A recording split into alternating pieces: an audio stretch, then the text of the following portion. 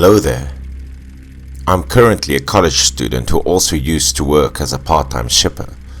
Actually, it was my side job working as a shipper.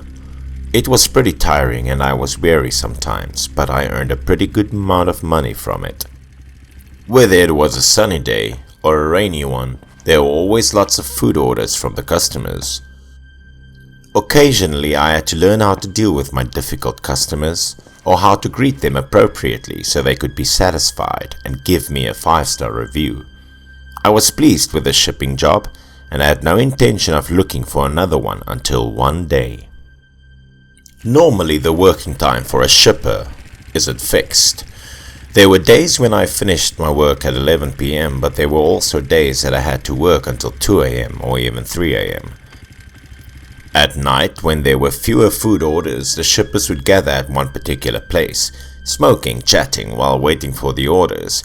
Normally, the topic of the talks would revolve around the freaky customers they encountered or how some restaurant staff had bad attitude towards them. One wouldn't be able to do this job if they didn't have enough stamina and patience. Also, I was chit-chatting with my co-workers when my phone suddenly vibrated. It was a food order from a customer, but the address in it looked kinda strange to me. I asked my two co-workers where the place was, but they had no idea. The location was unclear, and it was already at midnight, but since I accidentally accepted the order, I had to say goodbye to my friends and hit the road. But at least I still had Google Maps with me. I didn't feel worried at all as I thought I would easily find the place and quickly return home. Then I drove to the restaurant, bought the food and delivered it to the customer. However, as I was on my way to the address which was displayed on the phone screen, I felt like the distance was way longer than I had expected. The further I drove, the more unlikely I found it that I could find the place. In a moment I realized that I had been outside the city. Feeling annoyed, I wanted to go back, but thinking of the long distance I had driven and the food I had bought, I patiently tried to reach the destination. Behind a row of dense trees appeared a riverbank road and then a forest. But the thing that was worth noticing was I didn't encounter any single person on my way to the place. Right the moment I wanted to quit, a notification popped up saying I was only 100 meters away from the destination. So I kept driving. I stopped by a large gate. It looked like there was a mansion behind the gate. But there was something really strange with this house. From the front door to the garden, there were no lights in sight. The gate wasn't locked, and there was also no doorbell. I made a phone call, but no one answered it. So I plucked up all my courage and went inside with a food bag in my hand. I had to turn on a flashlight to navigate my way to the house. How enormous this mansion was. The garden was extremely large that took me forever to find the way to the main door. There were even gusts of cold winds that sent chills down my spine, giving me shivers as sweat was dripping down my forehead. Not only that, in the dim light of the flash, I discovered something truly frightening. At the end of the garden appeared a cemetery as it slowly emerged from the darkness. The eerie sound of leaves flying in the air made my skin crawl. I started trembling when I saw the graves. The food bag dropped out of my hand and fell onto the ground. I was dumbfounded for a few seconds and quickly ran out of the place as fast as I could. I got on my bike and drove away in horror. The next day I got sick and was bedridden for 2 days. It was truly the worst time of my life. As I woke up, there were two options that I had to pick one out. One was to continue my shipping job and the other one was to quit and find myself a new job. So after 3 days I decided to get back to work, even though I was still not recovered from the incident that had happened to me that night. I told my two co-workers about the bizarre incident. One of them assumed there was a likelihood that one making the order was living at the cemetery, while the other said I had gotten myself involved in some ghostly stuff. They advised me to buy some offerings and burn them to get rid of the bad luck. Although I didn't hold out much hope that this would work, I still did it anyway as it was for my safety. But things didn't get any better.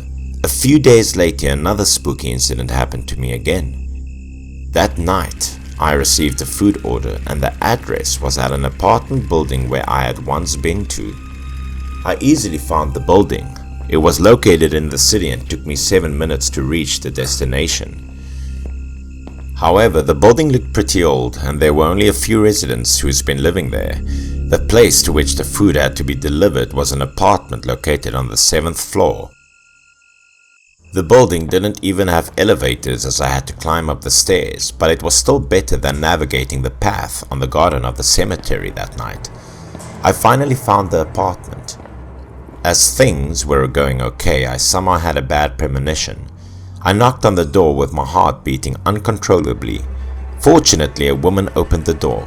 As soon as she saw me, she confusedly asked who I was and why I came to her place. Fearing that I had come to the wrong address, I took out my phone and checked if it was any mistake, but found none. I had indeed come to the right place.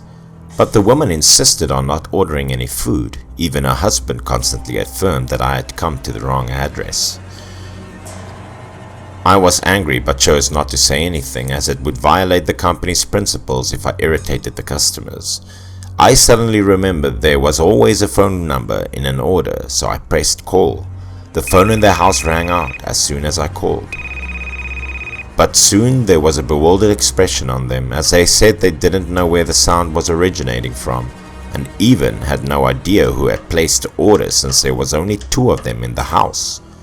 A few seconds later, as if the 2 had remembered something, their faces changed color, and for me, there was like a burning fire in my heart as I was under the impression the 2 were playing a joke on me.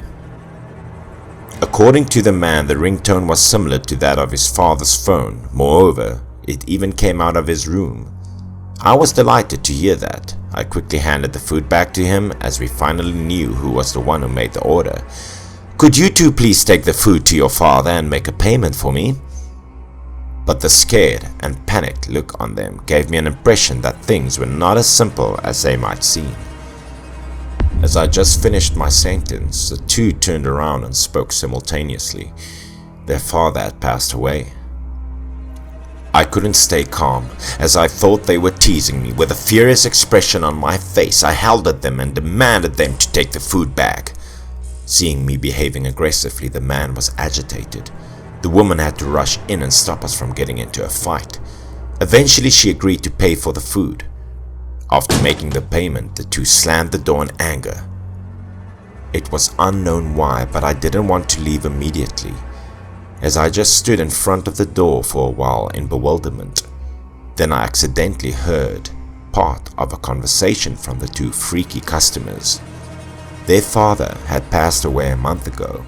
His phone had run out of battery and was carefully placed into a drawer in his room, so it would be impossible for someone to use his phone and place an order. After listening to their conversation, I quickly ran away in horror.